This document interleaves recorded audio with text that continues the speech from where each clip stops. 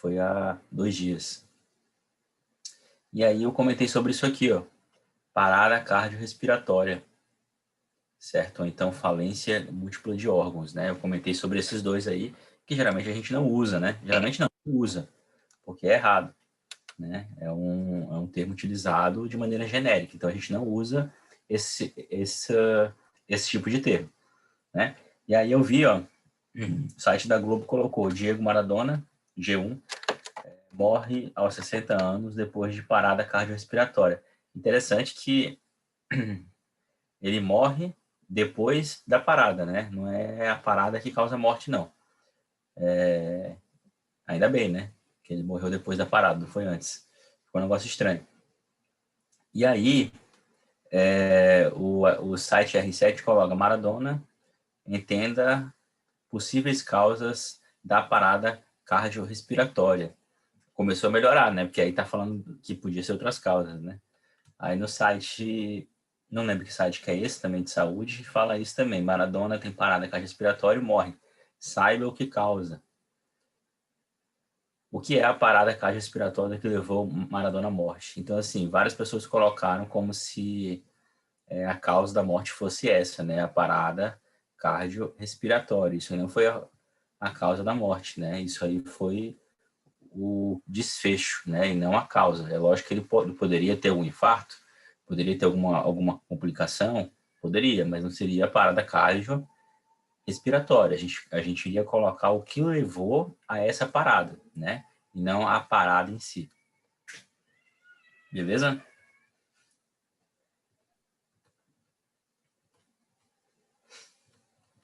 A gente parou em qual caso? Esse caso que a gente viu? Vimos, né? Esquistossomose, vimos. Esse caso que a gente viu, eu não lembro. Mulher de 84 anos, cardiopata, hipertensa, diabética, foi admitida no pronto-socorro. Vimos ou não, gente? Professor, eu acho que a gente viu só um caso, que é o masculino, 65 anos. Ah, foi? O de edema, isso. Ah, tá. Então, vamos ler aqui o segundo caso. Alguém, por favor. O caso da esquistossomose. Alguém, por gentileza? Paciente diabético, entrada no pronto-socorro às 10 horas com história de vômitos sanguinolentos desde 6 horas da manhã, desde 8 horas com tonturas e desmaios. O exame físico é descolorado, 3 cruzes em 4, IPA de... Peraí, professor, que o senhor tá bem em cima aqui, deixa eu tirar. Ficou sai? PA de 0 milímetros por mercúrio. A família conta que o paciente portador de esquistossomose maçônica há 5 anos e que 2 anos atrás esteve internado com vômitos de sangue e recebeu alta com diagnóstico de varizes de esôfago após o exame endoscópico. Às 12 horas apresentou parada cardiorrespiratória e teve o óbito verificado pelo médico plantonista após o insucesso das manobras de reanimação. Beleza. E aí, como é que ficaria, então? O que vocês acham?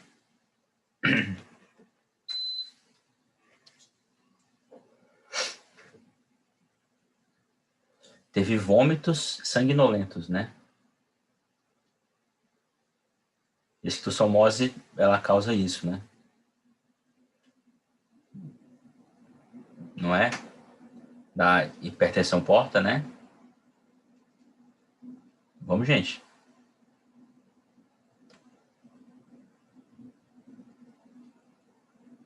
Hipovolemia, assim.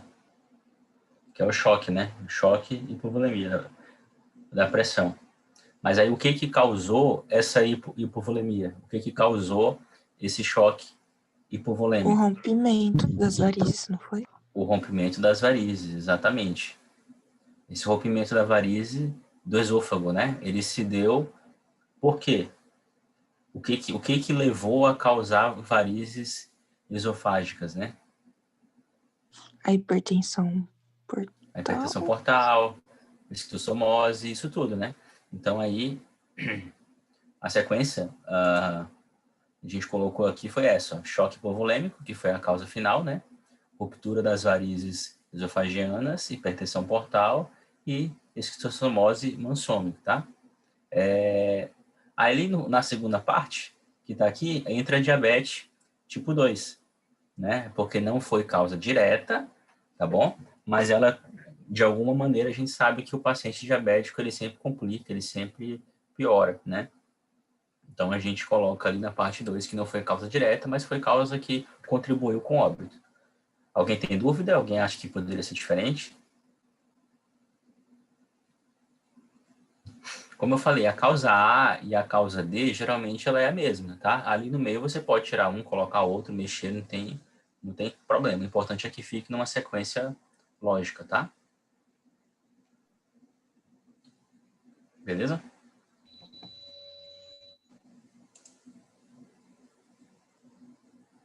Vamos para o caso...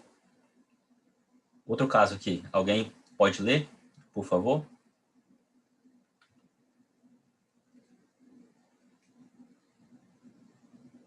Mulher, 84 anos, cardiopata, hipertensa e diabética.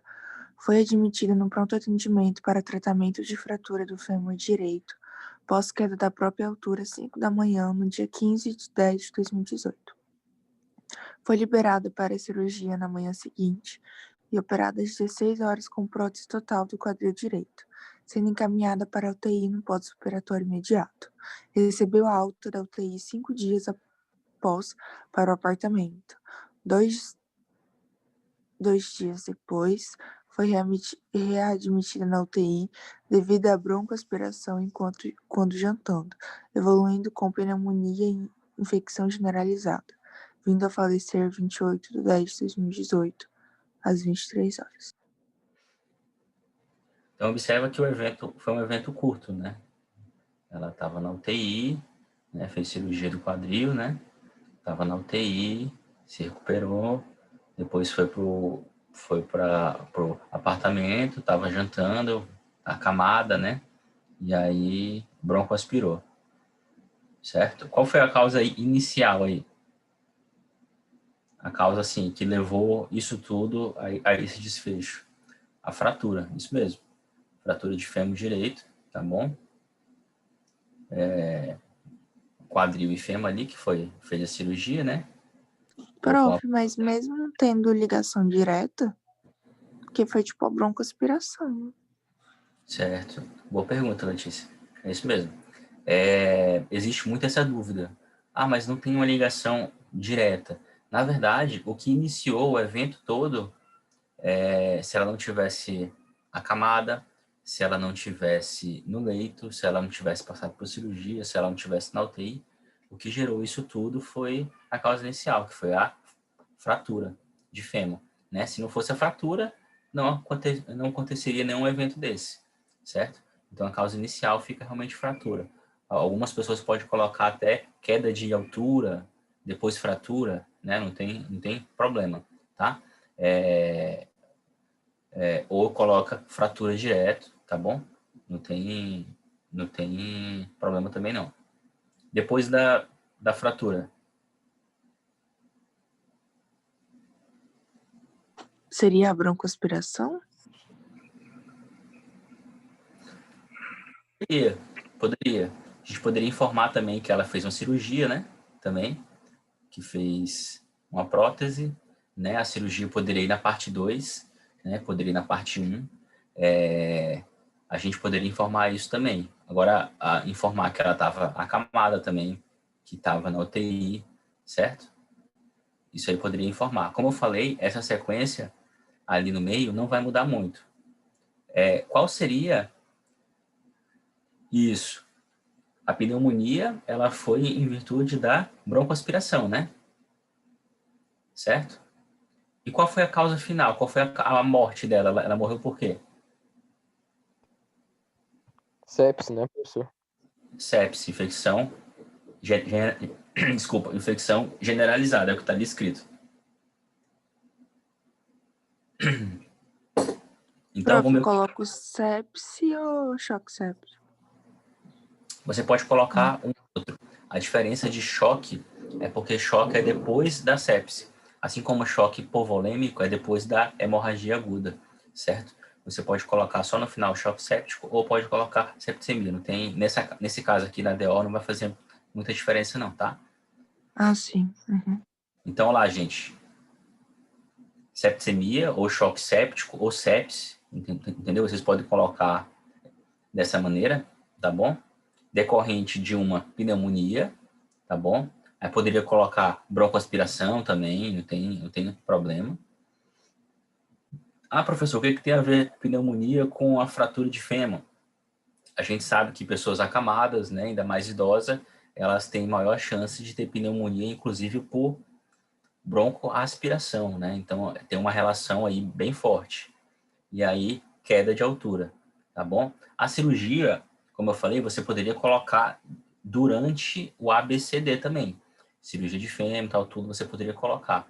Aqui, ele cabe melhor em causa secundária, porque ele não teve relação direta com a morte. O nosso receio, o nosso risco de colocar a cirurgia no meio é que a família pode entender que a causa da morte foi a causa cirúrgica, entendeu? E aí, entre o processo contra médico, contra o hospital, contra todo mundo. Ó, só morreu porque fez cirurgia, tá entre as causas da morte, mas não é isso, tá bom? Então, assim, cirurgia, via de regra, é melhor você colocar no espaço 2 ali, mas também cabe no espaço 1, dependendo da sua sequência. Ok? Professor, Oi.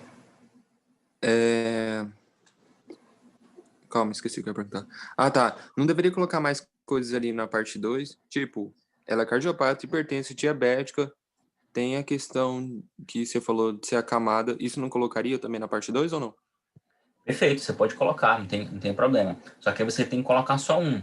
Eu digo assim, só um em cada linha, tá? Você não pode colocar cardiopata, hipertensa e diabética. Aí você escolhe o que você acha que teve maior contribuição, tá? Coloca hipertensa, coloca diabética, você escolhe algum deles, tá? Só não pode colocar vários diagnósticos em cada linha. Se você observar aqui no canto, ele pede o CID, inclusive, tá? Isso aqui geralmente é o pessoal da secretaria que preenche. A gente tem que colocar o tempo aqui, como em alguns casos tem, esse aqui não tem, mas os outros casos a gente colocou o tempo, 2 horas, 6 horas, 2 anos, certo? Mas o CID geralmente a gente não coloca, não. E aí a parte 2, só um diagnóstico em cada linha. Entendi. Aí se você fosse escolher um desses 3 para colocar, você colocaria qual? No caso dela. Eu colocaria diabetes. Imaginei. Beleza. Só um pouquinho, gente. O professor Eduardo tá me ligando aqui.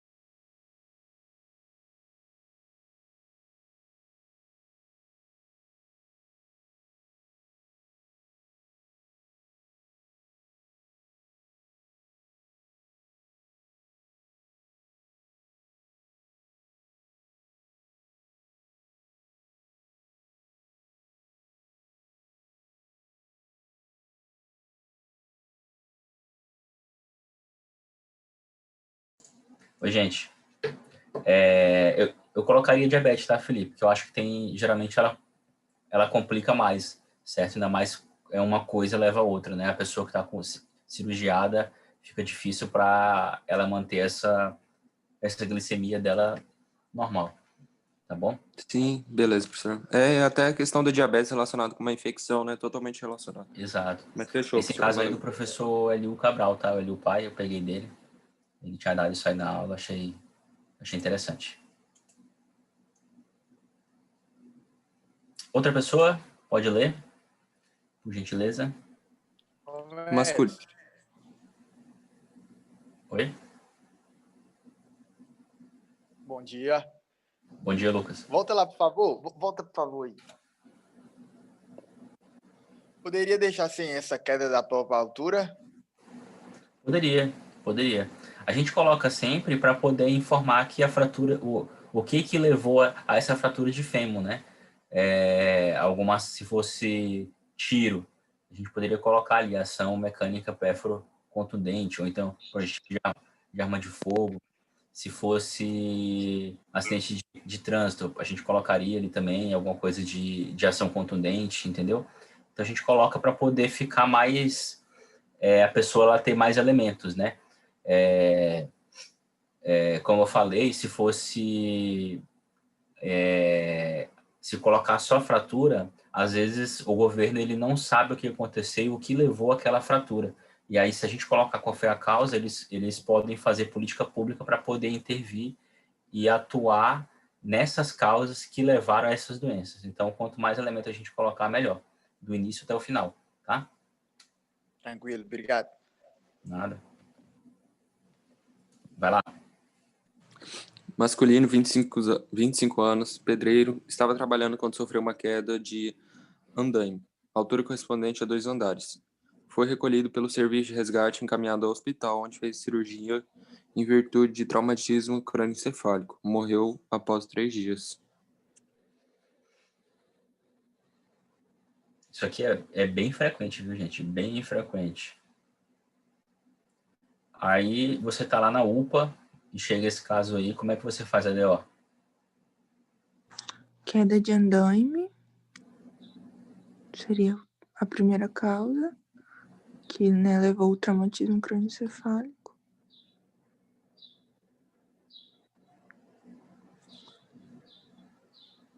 Sim. O último tá em dúvida. Aí.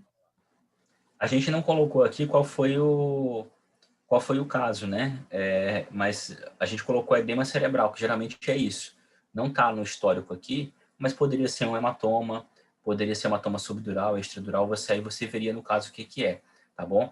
O hematoma ele foi decorrente do quê? De um traumatismo crânioencefálico. Esse traumatismo foi decorrente do quê? De uma queda de altura, de uma queda de andaime, tá bom? E a gente coloca lá embaixo a cirurgia, como eu falei, no espaço 2 que fica melhor, tá?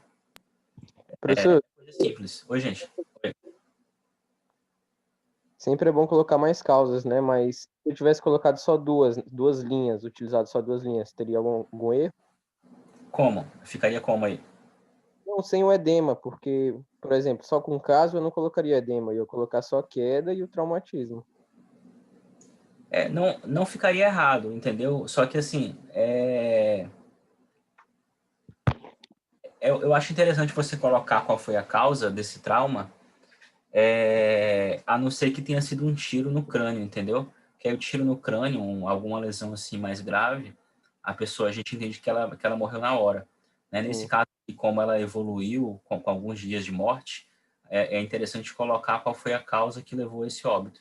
Né? Quando é uma causa assim aguda, rápida, aí beleza. Aí eu acho que poderia ficar só o traumatismo. Mas quando ela evolui, eu acho que é importante colocar, até porque você vai ter exames, você vai ter outros meios para poder, elementos para poder colocar. Se eu colocasse na prova um caso assim, eu iria colocar edema ali no caso, tá bom? Aqui eu estou só mostrando exemplos. Mas se eu colocasse na prova edema, aí teria que colocar edema na DO, tá? Sim, entendi, professor. Pessoal, aí eu perguntei para vocês assim, esse caso aqui, você tá lá na UPA e você faria esse ADO como? Vocês viram aí a pegadinha? Fazer cirurgia. Eu ia até perguntar sobre isso, porque teve um caso que eu presenciei, que o marido esfaqueou a mulher, né? Aí o SAMU veio, aí tentou reanimar, colocou ela na ambulância e na metade do caminho ela veio a óbito. Aí eles trouxeram de volta para a cena do crime. Foi na cena do crime ou para a UPA que eles levaram? Não, levaram para a cena do crime de novo. Falaram que é por causa da perícia. Aí levaram a mulher de volta. Falei, porra, mais sofrimento para a família que... Meu Deus do céu, velho. O que a perícia vai fazer com o corpo ali? A perícia de local de crime, né? Se fosse médico legista, tudo bem, mas o que a perícia vai fazer com o corpo? Nada. A gente vai comentar sobre esse caso de ambulância já já aí. O que foi? Tipo assim, se é trauma e tudo, você faz essa DO normalmente, tipo, porque tipo, você não sabe se foi alguma outra causa, tipo, sei lá, se um amigo dele empurrou ele, algo assim. Não, pois é, mas aí, independente de alguém ter empurrado ou ele ter caído, se empurrou é homicídio. Se ele cair, é acidente, né? Então, vocês nunca vão fazer essa DO na UPA, tá? Nunca. Isso aí é pro IML. Então, quando chegar um caso assim de acidente, vocês falam, opa, analisa todo o caso, faz a papeleta informativa e manda para o IML. Aliás, avisa o delegado que vai solicitar o nosso veículo do IML, o IML vai lá e retira o corpo. Por isso, Michael, não é no local do crime que teria que levar o corpo.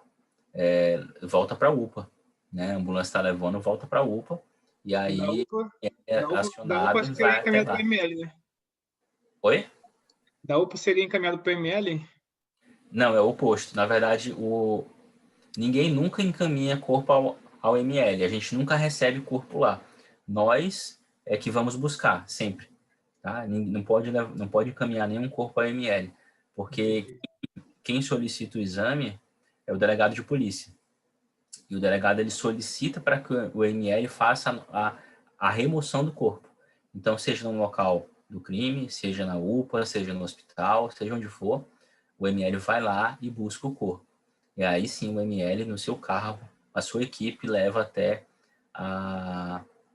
ao IML, né? Então, assim... Então, no caso em questão, eles teriam que ir para a UPA. Voltar para a UPA. Voltar para a UPA, Aí o médico da UPA, não sei se tinha médico na ambulância, se tivesse médico, poderia fazer um documento chamado papeleta informativa. Essa papeleta informativa... Só um pouquinho.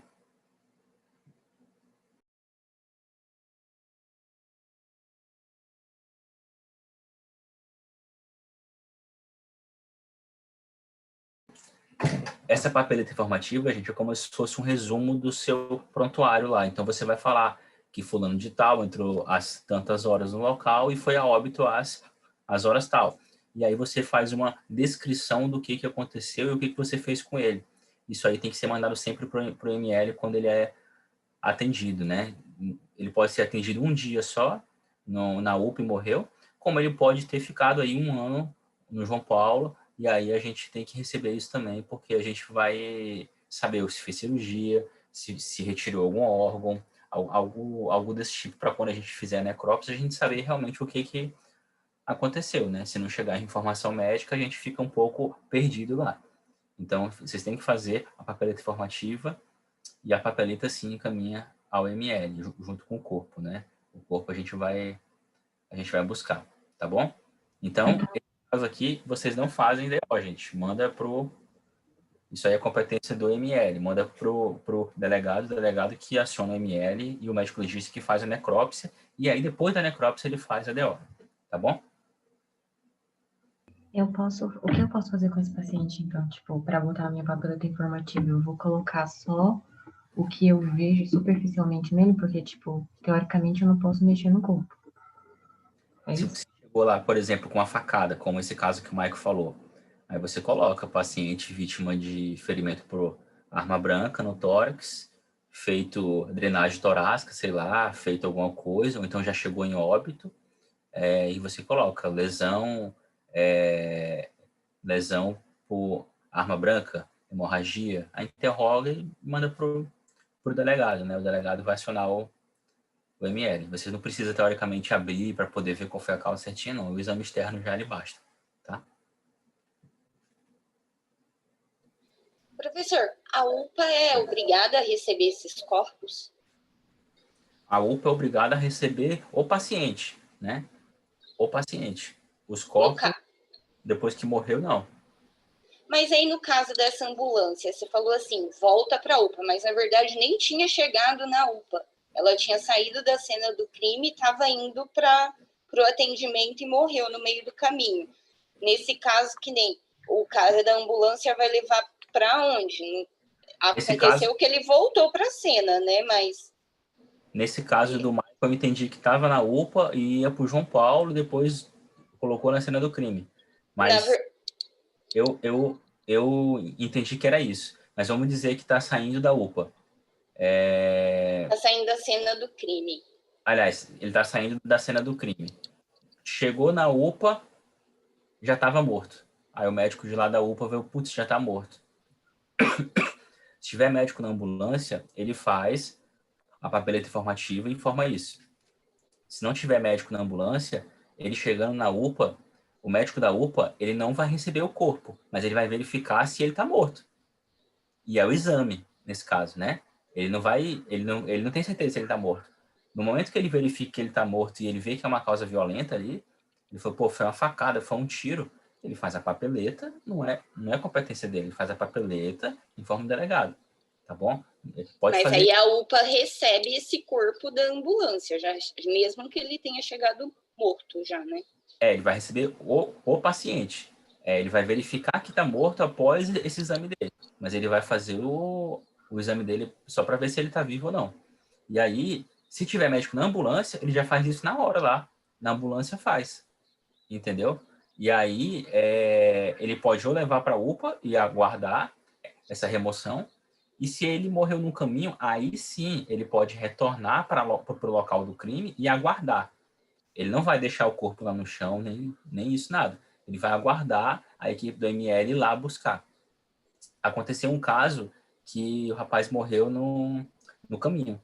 E o colega da UPA, do SAMU, viu que ele tinha morrido e levou direto pro IML. Eu nunca tinha visto isso. Chegou uma ambulância da IML com o corpo lá. Aí o nosso colega Zé Toles, técnico de necrópsia, achou até estranho, né? Aí o cara falou, não, eu trouxe um corpo aqui. Aí ele falou, não, a gente não recebe o corpo, não. Tem que... O delegado que manda, a gente vai buscar.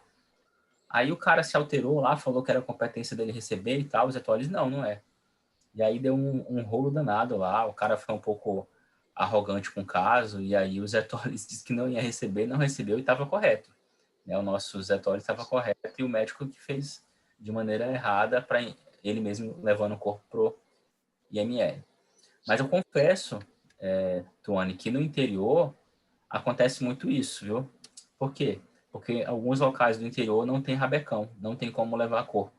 Então, às vezes, até a funerária leva até o ML, né? Até o médico legista, até o local para poder fazer o exame. No interior pode acontecer isso sim, de outra pessoa encaminhar, mas não é correto, tá? Não é correto, por quê? Porque vamos dizer que essa pessoa foi vítima de tiro, certo? Aí a funerária está em posse desse corpo, né? A funerária não tem obrigação nenhuma, nem com a verdade e não tem nem com o sigilo médico, certo? Então eles poderiam muito bem tirar esse projetil de arma de fogo dali do corpo, eles poderiam alterar alguma coisa só para poder ocultar algum crime. Então, assim, o ideal é que seja feito através da polícia, a polícia que vai remover o corpo para garantir que esse corpo seja inviolável, entendeu? Inviolado. E aí fazer o exame de maneira mais isenta possível, né? Então, quando alguns locais do interior, o corpo vai de uma cidade até outra com a funerária. Isso aí tá errado. Não pode, tá? Tá bom, senhor.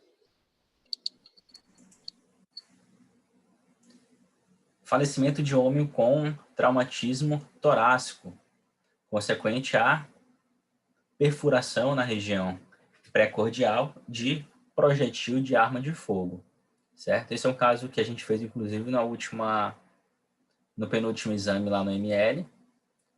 Algumas pessoas daqui, eu acho que estavam lá. Alguém daqui estava lá? Não lembro se alguém daqui estava. A Tainara estava. A Tainara estava. Que levou um tiro no coração. Então, é esse o caso. A pessoa levou um tiro no coração. Como é que ficaria a DO aqui, gente?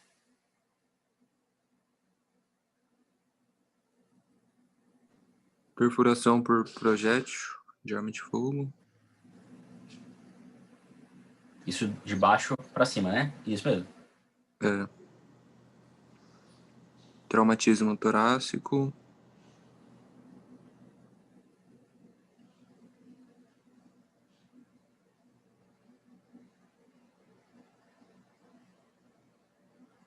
A causa foi o quê? Um tamponamento cardíaco? Choque hipovolêmico? Nesse caso, perfurou o coração, vamos colocar que transfixou esse coração.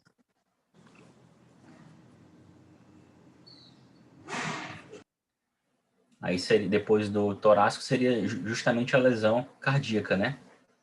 Poderia ser lesão do miocárdio, perfuração do miocárdio, qualquer coisa nesse sentido que entenda que seja lesão do coração, tá? Mas eu tenho que falar, tipo, lesão transfixante do miocárdio ou não? Só lesão do miocárdio? Não é regra. Você pode falar se quiser, mas não é regra, não. Tá, fechou. E por último seria hipovolemia mesmo, ou não? Exato, hipovolemia. Ou choque hipovolêmico, ou anemia aguda, né? Olha lá, choque hemorrágico agudo, perfuração cardíaca, projetil de arma de fogo, certo? Esse projetil de arma de fogo, você pode colocar como sendo projetil ou ação mecânica péforo contundente, que é o que eu ponho geralmente, tá? Entre o choque hemorrágico e a perfuração cardíaca, você poderia colocar também a anemia aguda, né?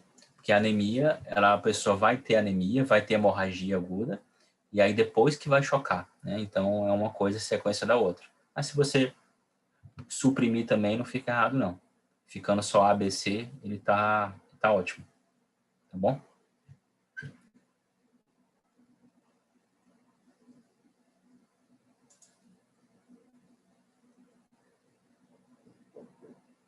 Acho que esse é o último caso. Vamos lá. Ô, mestre, Oi?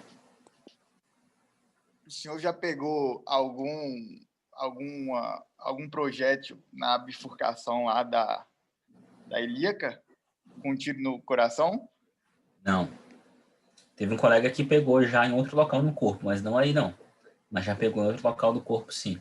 Eu já peguei no canal da medula, né? O projetil ficou no canal da medula, entre as vértebras. E aí foi difícil pra caramba retirar. Ah, mas, assim, esse entrando no coração, assim, pode acontecer, né? No caso dos vasos. Pode acontecer. Se esse tiro for de baixa energia, esse projetil ele for pequeno, uma munição de 22 ou até 36, a 38 também, mas a 36 e a 22, 32 também, ela poderia acontecer isso também. Mas eu nunca peguei, não. Eu já vi relatos, teve um colega do ML que pegou em outro local do corpo, né? Que esse projetil ele andou mesmo e aí ele conseguiu recuperar depois. Mas é um exame, é uma coisa rara, né? E dificílima, né? De fazer o exame. Tranquilo. Obrigado. Por nada. Alguém lê aí, gente, por favor? Parturiente de 23 anos, terceira gesta, um par e um aborto, 10 consultas de pré-natal desde janeiro. Internada no dia 28/9, às 2 horas, com história de gestação no curso do 9º mês em trabalho de parto, apresentação de cefaleia e dilatação cervical de 6 centímetros, pressão arterial de 110/60. Deu à luz às 5h45 do mesmo dia. Às 8 horas detectou-se hemorragia pós-parto, sendo puerpéria submetida a histerectomia subtotal, evoluindo para óbito às 9h40 no transoperatório. Beleza. Anemia aguda, hemorragia intensa e coagulação intravascular disseminada. Alguém concorda? Alguém discorda? Alguém tem comentário? Por que a coagulopatia intravascular disseminada? Como primeiro. Pois é. Por quê?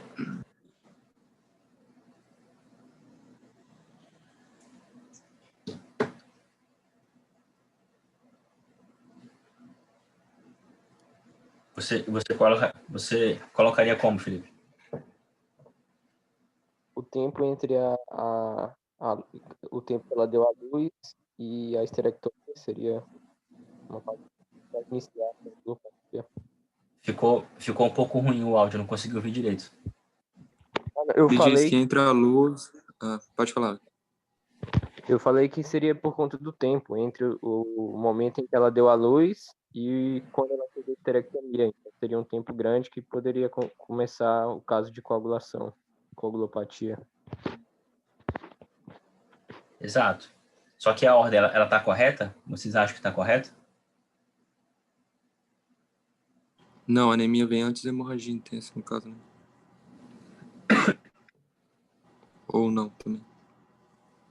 A pessoa vai ter hemorragia antes de ter anemia aguda, né?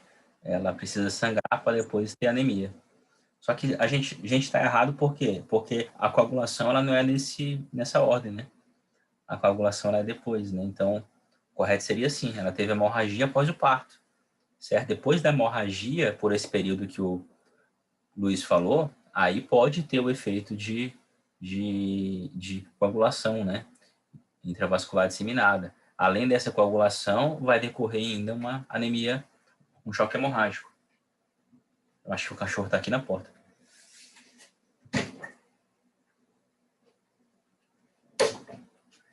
Saiu. E aí a gente coloca no campo 2, gestação de 9 meses, tá bom? Nesse caso específico, a hemorragia foi após o parto. Então, a gente precisa colocar ali a hemorragia após o parto, tá bom? Pós-parto. A gente precisa identificar que essa hemorragia foi decorrente da cirurgia, não que a cirurgia tenha culpa, mas foi uma coisa diretamente ligada com ela. Entendeu? Teve hemorragia, coagulou e depois teve choque hemorrágico. Poderia colocar ali hemorragia aguda entre choque hemorrágico? Pode, tá bom? Hemorragia aguda, eu falei? Pode ser hemorragia aguda ou anemia aguda, tá? E gestação de 9 meses. Professor, se Oi. a queda do andaime seria a causa primária, eu acho, né? Por que a gestação não pode ser? Só a gestação em si. Então, porque se ela não tivesse grávida, não iria acontecer, né? Sim, mas a gestação aqui nesse caso é um fator secundário. Ela não teve isso tudo simplesmente porque estava grávida. Existem pessoas grávidas que vão evoluir com isso, existem pessoas não grávidas que não vão evoluir com isso, né? Então, assim, a gestação em si não é doença. Diferente se fosse uma gravidez ectópica. Aí, beleza, você poderia colocar aí na causa entre A, B, C, D. Nesse caso, não. Nesse caso, uma coisa que contribuiu. Né? Ela fez o parto, a gestação saiu boa, ela saiu tranquila, mas ela teve durante o parto uma hemorragia. Então, não foi o parto em si, foi a cirurgia. Né? A gestação foi para explicar que ela fez uma cirurgia. Tá? Entendi. Professor, Oi.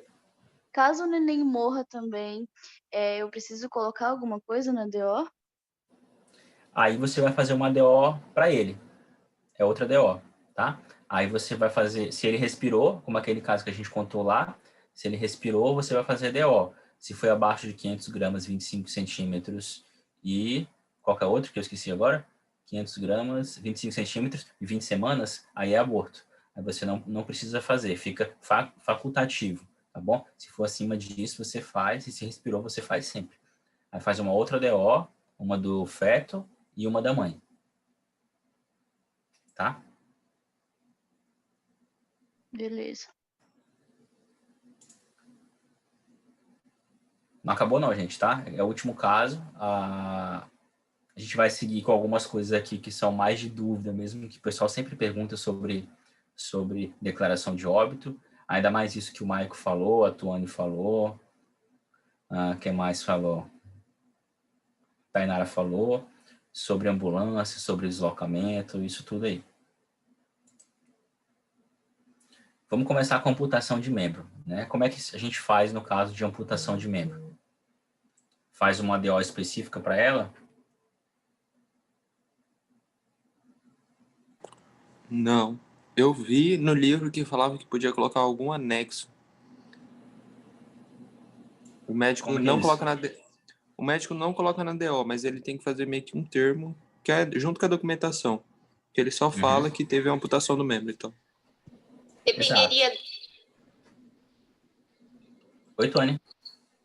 Eu estava pensando assim, dependeria talvez da vontade da pessoa que teve o membro amputado. Se ela não quiser fazer nada com o membro, é um procedimento. Agora, se ela quiser fazer sepultamento, né, enterrar esse membro, aí eu acho que seria um outro procedimento.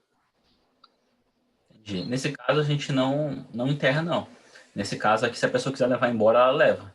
O braço dela, a perna dela, pode levar. Só que a gente tem que fazer um termo, quando fica no hospital, que ele vai ser incinerado, vai como se fosse lixo hospitalar de peça anatômica, assim como se fosse uma placenta, um útero, certo? Um rim retirado.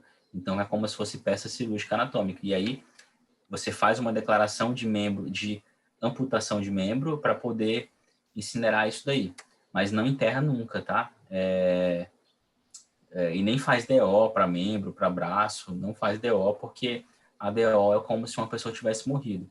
E o sepultamento, ele só é feito se tiver certidão de óbito. Para ter certidão de óbito, a gente precisa da declaração de óbito, tá? É uma dúvida que surge muito sobre se enterra, se não enterra, o que faz. Tá bom? Então, não pode enterrar nenhum membro, só pode Não incinerar. Pode. Se ele enterrar na casa dele, ele que faça, né? Mas não pode. Não é no cemitério. Morte. Só um pouquinho, gente. Hoje tá difícil.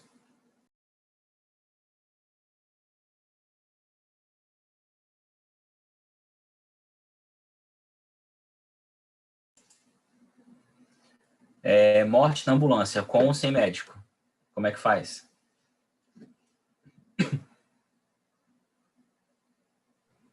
Foi o que você acabou de falar, né, professor?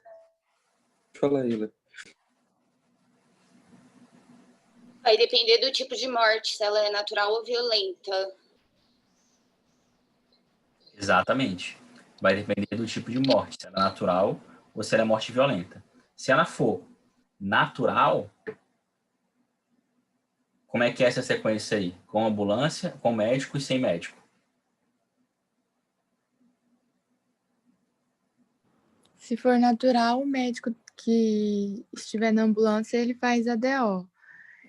E se for sem médico, acredito que vai ser o médico do hospital, né? Que essa ambulância pertence. Aí ele vai verificar, né? O óbito e ele vai fazer, se não tiver indício de violência. Se for natural.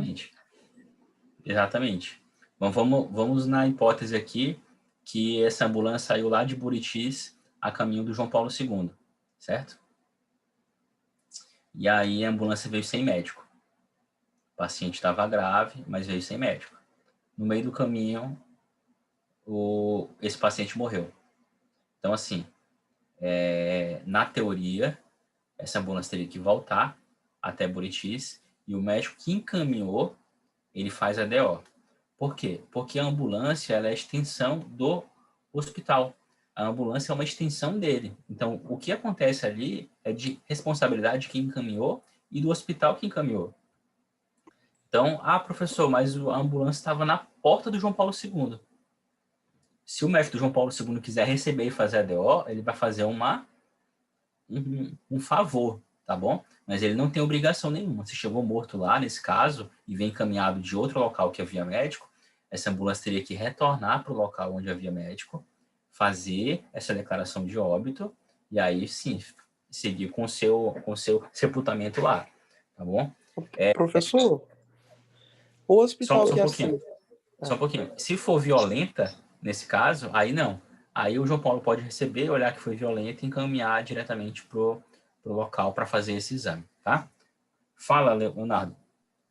Num dos estágios lá da maternidade de risco lá no HB, em uma conversa que a médica teve, ela era sobre receber uma paciente de risco lá de Ariquemes. E ela falou que elas têm responsabilidade sim, se elas aceitarem esse encaminhamento também. Aí eu não entendi o que o senhor falou. Eu não entendi. Qual é a tua... Eu não entendi. Como é que é? O hospital, é que se eu for encaminhar um paciente, o hospital para qual eu estou encaminhando tem que aceitar esse paciente, certo? Sim. Eu não posso só mandar. Ele não tem nenhuma responsabilidade por ter acertado? Sim. não tem responsabilidade por ter aceitado? Não, Peraí. Peraí, deixa eu explicar. É porque assim, pessoal, se eu tô lá em Buritis e eu mando um paciente na ambulância para Ariquemes ou para Porto Velho, eu preciso entrar em contato com o médico, com a regulação de lá, regular esse paciente e encaminhar ele certinho. É no CRUI. Então, o médico ele vai aceitar o paciente lá. Eu vou explicar toda a situação para ele, ele vai falar, pode mandar. Então, ele também tem uma responsabilidade sobre isso. Ele falou que ele tá querendo saber isso, entendeu? Entendi. Ele é responsável a partir do momento que o paciente chega e entra. É o CRUI, é o Centro de Regulação de Urgência e Emergência ou qualquer outra coisa. Urgência e emergência não quer dizer que seja violenta, pode ser qualquer outra coisa. Pode ser um trabalho de parto, de prematuro, que lá em Buritis não tem como fazer. Então, vai caminhar até Ariquemes. Se morreu no caminho, mesmo que o médico lá de Ariquemes tenha aceitado, ele aceitou receber um paciente vivo. Se foi a óbito, ele não sabe qual foi o histórico, ele não sabe o que aconteceu, então isso aí teria que encaminhar para o médico de volta. O médico de volta é que vai fazer a DO, não é o médico que iria receber. Agora, é diferente se ele recebeu, deu entrada, e no momento da entrada ele foi a óbito. Aí não, aí beleza. Aí o médico que recebeu, ele pode fazer essa DO sim. Mas se ele nem deu entrada, ele não tem obrigação de fazer essa DO, não. Agora, se tiver médico na ambulância, aí não tem dúvida, é o médico da ambulância que faz. Isso eu tô falando de morte natural, tá, gente? Sempre. Então, aí sim, é o médico da ambulância que faz. Pode estar, inclusive, em UTI aérea. Veio lá do Rio Grande do Sul até o oposto, né? Foi de Porto Velho até o Albert Einstein. Morreu no caminho, o médico que está na UTI aérea que faz a DO, tá? Se chegou lá em São Paulo, e aí tava taxiando lá o corpo.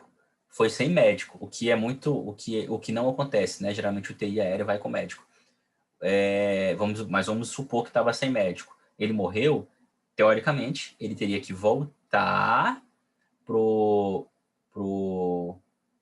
para Porto Velho e o médico daqui que encaminhou fazer essa DO. Então, é o médico que encaminha que faz.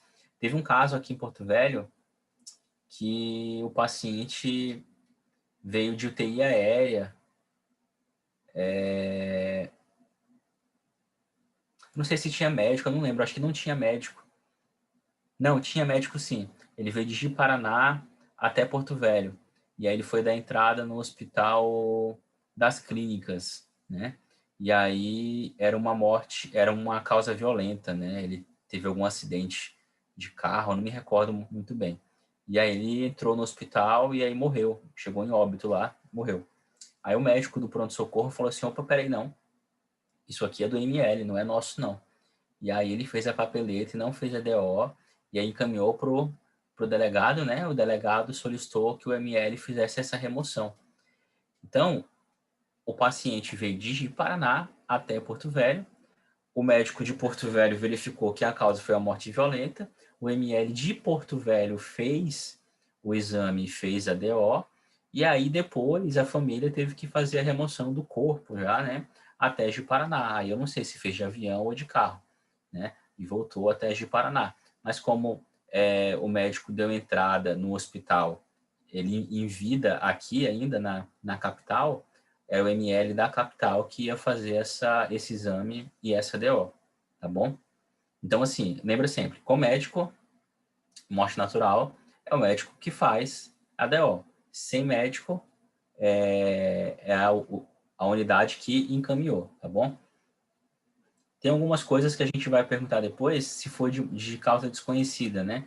Aí o médico coloca aquilo como a gente viu antes, né? Causa desconhecida sem sinais de violência. Esse aqui Professor, mas ele morreu sem assistência, no caso. Ele não estava com médico, ele estava na ambulância encaminhado por um médico, mas não tinha assistência de um médico, certo? Então, tinha assistência sim. Quem estava fazendo essa assistência foi o médico que encaminhou. Por que não manda para o SVO? Já que o médico não estava acompanhando no momento que ele morreu. Mas o SVO é para a gente verificar qual foi a causa da morte, né? Se o médico que encaminhou, ele sabe qual foi a causa da morte, por que vai mandar para o SVO? Né? Ele sabe qual foi a causa, ele sabe o que aconteceu. E como eu te falei, a ambulância é uma extensão do hospital. Então, tem que voltar e o médico de lá fazer. Aqui no João Paulo, o pessoal às vezes faz um favor, quando vem de Vilhena, de outros locais, e faz a DO, tá bom? Faz essa DO e aí o corpo tem que voltar. A família de lá de Vilhena, de Cerejeira, sei lá onde é, tem que voltar. E aí vai ser enterrado lá. Então, de qualquer maneira, não vai ter prejuízo. Mas é uma extensão, Tony, é uma extensão. Você não pode mandar para o SVO, a não ser que seja de causa suspeita, que você não sabe o que foi e tal. Aí você pode mandar para o SVO solicitar, que não tem aqui, né? Então, teoricamente, seria o médico de novo da Teria unidade. aqui para ele de qualquer jeito, né? Exatamente. Tá. Bom, essa parte aqui a gente já falou. Então, morte na ambulância após um acidente, né? Após o acidente, não da ambulância que eu tô falando aqui, tá, gente? É um acidente como a causa foi violenta ou acidente. Se tiver com médico, faz aonde?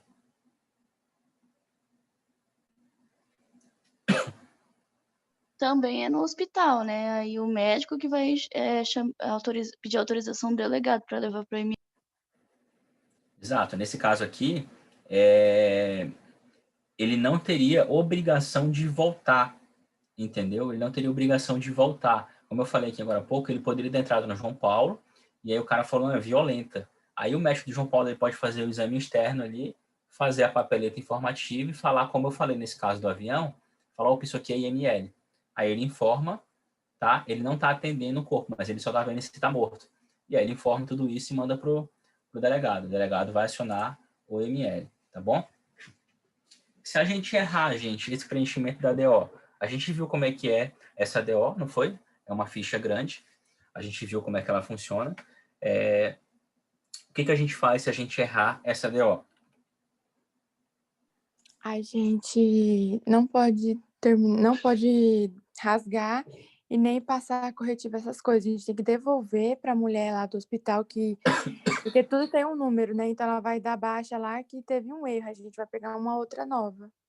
Perfeito. É isso mesmo. Amable, não pode rasurar e não pode rasgar a DO, tá bom? Pensa que uma DO é um dinheiro. Então você não pode rasgar dinheiro, você não pode rasurar dinheiro, nem escrever nada nele. Não pode fazer nada disso. Você vai escrever nela cancelada, bem grande, ou anulada, bem grande. E aí você vai enviar de volta para o setor de registro, porque tem aquele número em cima. Ele vai entender que aquela DO está cancelada. Se você não fizer isso, vai aparecer como pendente essa DO durante anos ali. E alguém pode entender, inclusive, que alguém morreu. Então, não rasga DO e não rasura DO. Ah, professor, rasurei só um númerozinho aqui que eu puxei uma letra aqui, não sei o que. Já era. Faz outra DO, tá bom?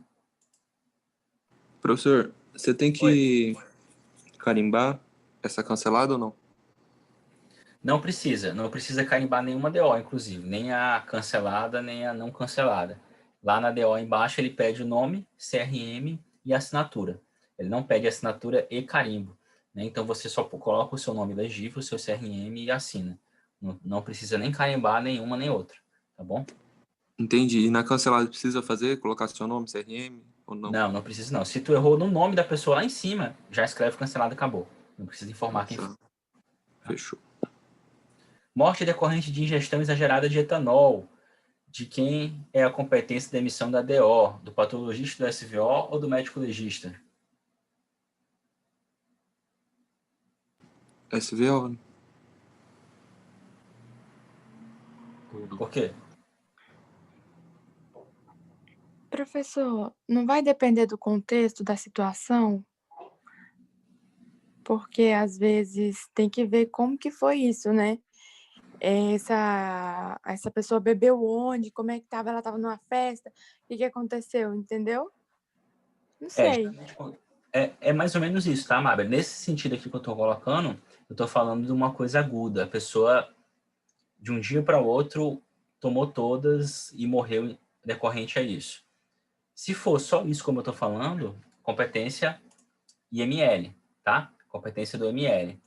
Se não for isso, se for alguma encefalopatia alcoólica que demorou 20 anos para a pessoa ter cirrose e tudo isso, aí não, aí beleza, aí tudo bem. Nesse contexto você está certíssima. Aí seria do médico mesmo lá, SVO, o médico da família, aí beleza.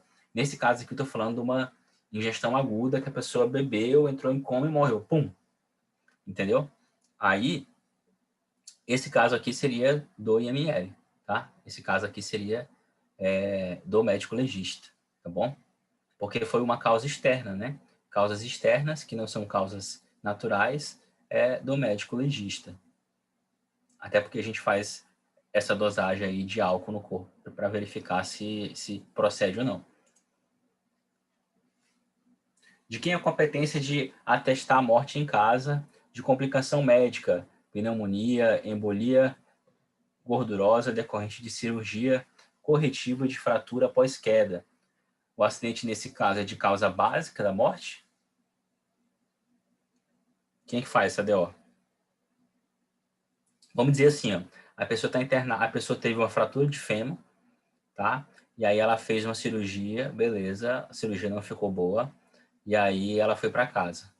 Aí ela é uma idosa, ficou acamada, voltou para o hospital, teve que refazer a cirurgia, e aí depois de 2 anos, ela lá acamada no João Paulo II, ela foi fazer essa cirurgia e teve uma embolia gordurosa e morreu, né?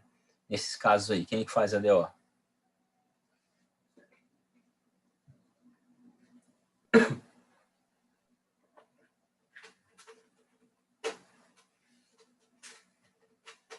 Gente, esse caso assim, que eu estou colocando aqui, esse segundo, frequentemente as pessoas erram sobre isso. Inclusive os médicos do João Paulo e outros locais, frequentemente erram isso, sim.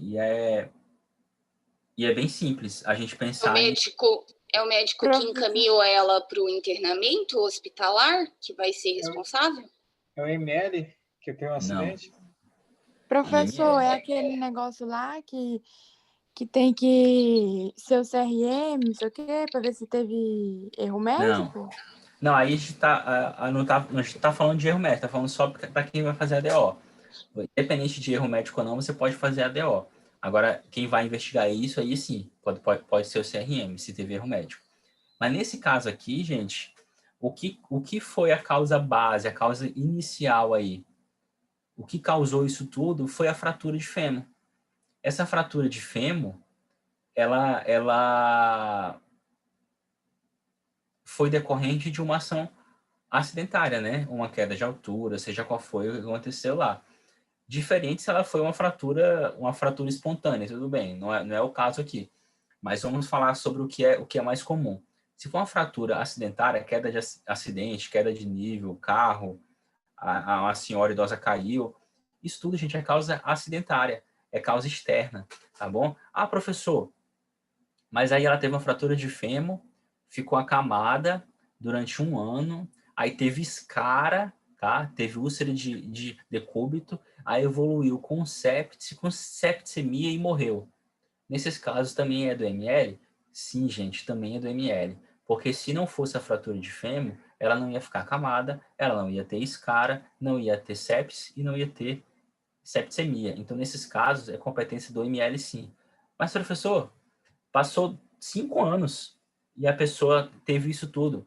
Mesmo assim, gente, a causa inicial, mesmo depois de um longo período, se a causa inicial foi decorrente de um evento anterior que foi acidentário, traumático, ainda assim é do ML fazer essa necrópsia. Eu fiz uma necrópsia esse ano de um rapaz que estava há 1 ano internado na UTI porque ele caiu de um eu não sei se foi de um cavalo, acho que foi isso. Estava num cavalo, caiu, teve fratura cervical e ficou acamado muito tempo lá. Morreu de sepse, tá bom? Ele teve uma pneumonia, mas a causa inicial foi um acidente que teve trauma.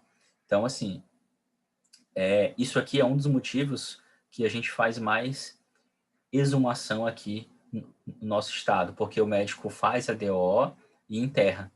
E aí, quando enterra, depois de um tempo, o juiz ou outra pessoa verifica que isso aí deveria ser feito pelo ML. Aí anula tudo, o ML tem que exumar o corpo, fazer o exame, fazer a DO, a DO, teoricamente, nem precisa fazer, é só laudo mesmo, na verdade. E aí você faz o laudo informando qual foi a causa acidentária, tá bom? Quem tá errado, ele já tá mesmo. Beleza? Então, assim, causa acidentária é IML, tá? Professor, naquele caso que a gente viu no início do cara que caiu do andaime, então, caiu, nem ficou internado nem nada, mas morreu, IML. IML. O caso do andaime é IML, o caso do tiro é IML, o caso da mulher fratura de fêmur, IML. Causa externa, causa acidental. Exatamente, causa externa. Aí, Tuane, uma mulher teve... Se for, eu falei que causa acidente é IML, né? A mulher teve um acidente vascular cerebral.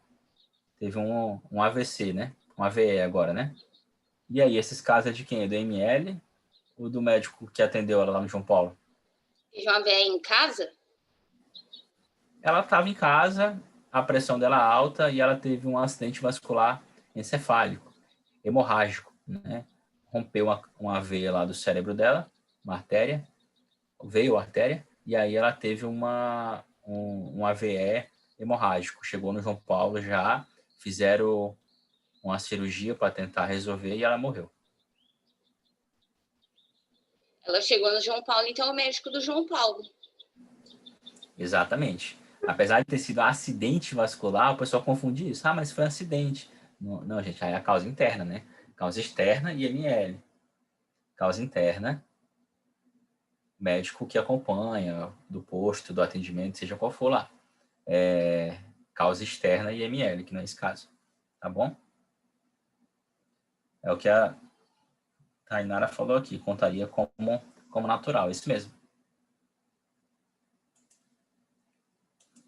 Beleza? Ana Falcão, bióloga, estava ministrando curso sobre animais peçonhentos e, ao manipular uma pico de jaca, sofreu uma picada na região cervical. Infelizmente, não foi socorrida a tempo e morreu, após 14 dias de internação, devido a complicações renais decorrentes da alta toxicidade do animal. Quem deve atestar esse óbito? Eu sou matou a Aninha, ela é tão legal. Ano passado eu tava Ana Gavião. Eu mudei para Ana Falcão mesmo. É uma causa externa, no caso. Então, exatamente. IML. Causa externa, gente. Acidente. IML, tá bom? Maria Joana, 27 anos, teve parto normal em casa, sem assistência médica, ou com a presença de profissional não médico, com a morte do RN. Esse recém-nascido morreu, e aí ela estava sozinha em casa, não tinha nenhum médico lá acompanhando. Nesses casos da morte, quem é que faz a DO? O próprio médico que deu assistência para a mãe. Ele é obrigado a fornecer a declaração de óbito. Eu não ouvi, ficou baixo. Eu falo, o próprio médico que deu assistência à mãe. Ele é obrigado, né? A DO? Não tem médico. Foi feito em casa, sem ninguém. Nesse caso aqui, gente, é morte suspeita. Ela deu parto, fez o parto, e a criança morreu. Poxa, morreu do parto, a mãe matou, o que aconteceu? Não tinha ninguém acompanhando. Entendeu? Nesse caso aqui, a gente não sabe se foi realmente óbito durante o parto, após o parto, ou se foi alguma causa externa que matou. Então, nesses casos de morte suspeita, IML também deve fazer, tá bom? Já aconteceu aqui também isso.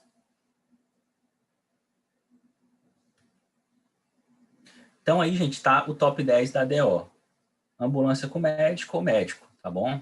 Ele tá na chuva, é para se molhar.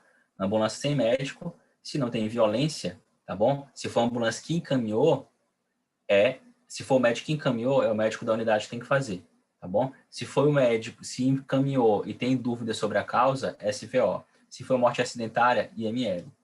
Morte sem assistência médica. Morte sem assistência médica, DO mais causa. Aí você coloca sem assistência médica e coloca qual foi a causa, tá? Se não sabe qual foi a causa, coloca de causa desconhecida.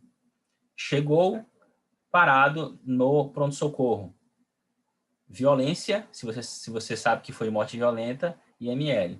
Se você olha para o corpo, parou ali, chegou parado já, você tem dúvida, SVO. Se você não tem dúvida, você faz ADO, tá bom? Não tem ML na cidade, o juiz escolhe você para ser perito. Ele está falando para ser perito, não está falando para você fazer ADO. Então, você faz o exame de necrópsia, a autópsia, e aí depois você faz ADO, tá bom? Só tem você de médico na cidade, não sabe do que morreu. DO de causa desconhecida e coloca ausência de sinais violentos na DO. Morte de paciente do PSF, verificar o cadáver e fornecer a DO, o médico do próprio PSF. Errou o preenchimento da DO, anular, colocar lá, cancelado, anulado, e aí nunca rasgar, tá bom? Preencher uma nova. Não pode cobrar para o preenchimento da DO, você pode cobrar a consulta. A consulta você pode cobrar. Você consulta, você cobra para poder fazer o exame todo. E aí a consequência desse exame é a DO. E aí, só para poder, a título de curiosidade, ó, tem pena de 1 ano a 1 mês, 1 ano e 1 mês para as pessoas que atestarem de maneira falsa esse documento, tá bom? Além de multa. Olha aí vocês, ó.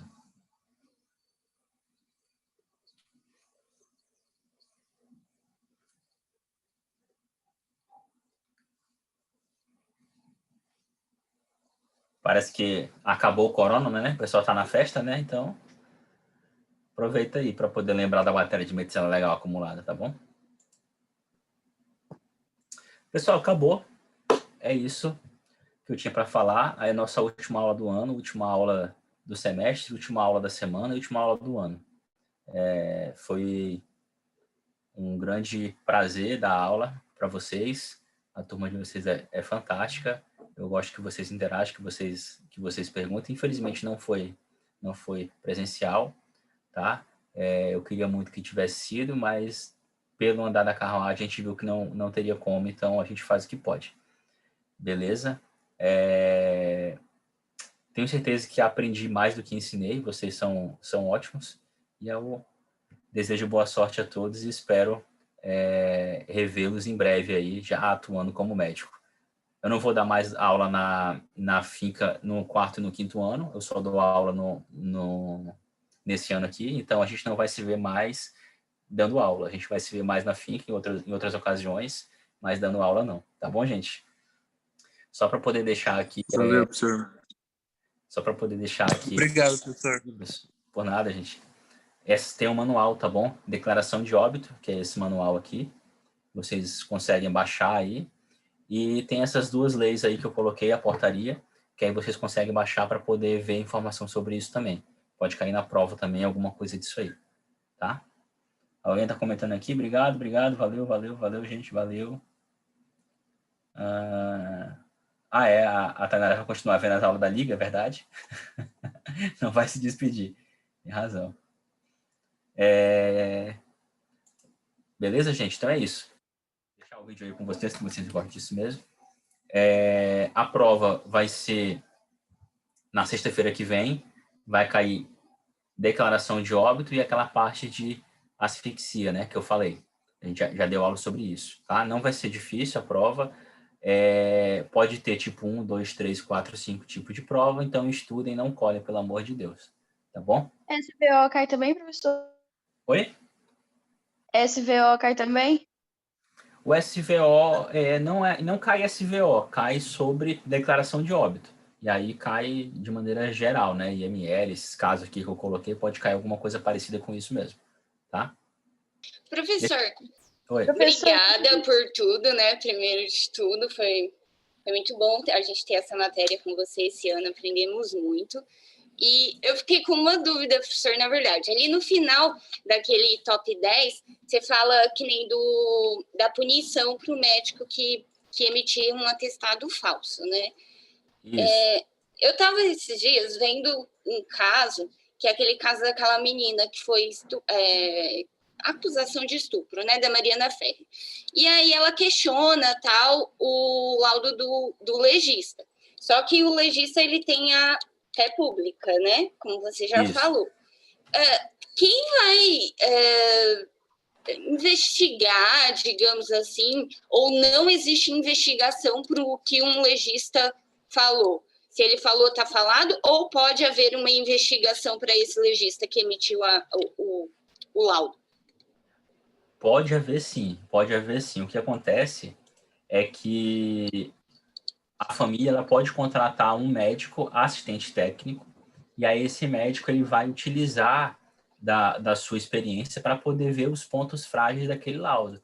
E aí ele vai argumentar e vai tentar fragilizar o laudo para poder puxar a sardinha, lógico, para aquilo lá. O perito médico legista oficial, assim como o perito do juiz, além dele ter fé pública, ele tem um compromisso com a verdade, ele tem que ser imparcial, tá? Ele tem que responder de maneira imparcial tudo. O assistente técnico da família que foi contratado, ele tem um compromisso com a verdade também, só que ele não tem um compromisso com a imparcialidade. Ele pode puxar a sardinha para o lado da família, ele não pode mentir, mas ele pode expor as informações que são mais vantajosas para ele e não informar tanto as informações que são piores, né? Eu faço essa atividade também, mas nas outras esferas, né? Eu faço civil, eu faço trabalhista também, e aí eu atuo muito defendendo as empresas. E aí é isso que a gente faz. A gente tem um compromisso com a verdade, não pode mentir, mas eu vou mostrar que naqueles casos não é só o que a família está alegando, com o que a vítima está alegando, né? Eu mostro também que existe um outro lado. E essa que é a beleza da parte jurídica e da medicina legal como um todo, né? Que às vezes às vezes é um jogo de quem consegue argumentar melhor sobre isso. Na parte criminal, é muito difícil haver algum contraponto, entendeu? Porque geralmente é aquilo, se faz o exame e pronto. O perito assistente técnico, ele não vai ter como fazer o exame no corpo de novo. Ele vai fazer baseado no laudo do perito só. Ele vai olhar o laudo do perito e fazer o exame de novo. Então, assim, ele não vai fazer baseado no corpo, que ele nem viu, inclusive. Então, fica um pouco mais difícil. Entendeu? Uhum. Maravilha, professor. Obrigada. Pessoal, vamos ligar a câmera para tirar uma foto aqui? Quem puder, né? Lógico. Vixe, professor, a cara não tá muito boa não para ligar a câmera. Olha a minha, porra.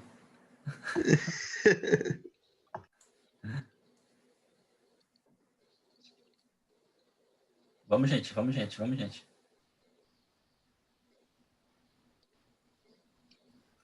Tem gente que nem tá aí, né? Você. Imagina ligar a câmera.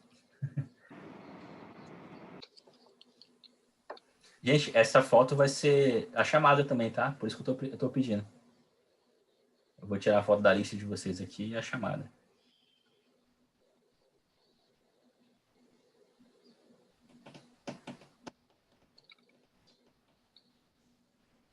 Vamos. Aí fica o pessoal olhando a câmera dos outros, né? Olhando pra ver, cadê? Deixa de ser enxerido. Já? Mais ninguém não? Vou tirar o print aqui. Vou pedir para ninguém falar, porque senão vai sair errado aqui o print. Sorrindo. Beleza. Já foi uma, peraí que são duas. Segura aí.